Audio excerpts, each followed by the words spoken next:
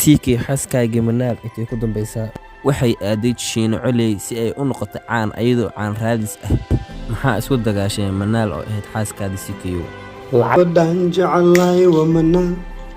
nolosheeda baarkeed waa manaal sikiyo heestaan ma been baa gabar aniga aan qabay in dhexdeenu khilaaf yimaado ama kala tag u yimaado inaan intaan soo fariisto aan ka hadlo markii dambana aan u baray inuu dumaashidiisa tahay maadaama isaga uu arkayay inuu my best friend uu yahay run ahaantii waa baray waxaan u baray in dumaashidiisa tahay isma dhihaynin wuu ku xumayn doonaa run ahaantii waayo waxaan u arkayay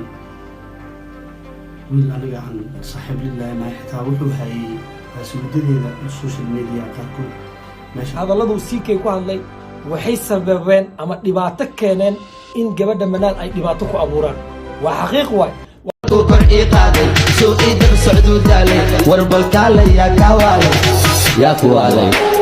murti waxaa ii dheer karti saaxiib cid uma ihmarti taasna adaa ka amar qaati alxamdulilah haddaan ku furay jeebkaad kululaysay haddaan ku furay madaxaad iga gashay haddaan ku furay alxamdulilah haddaan ku furay buuqaad badisay haddaan ku furay alxamdulilah haddaan ku furay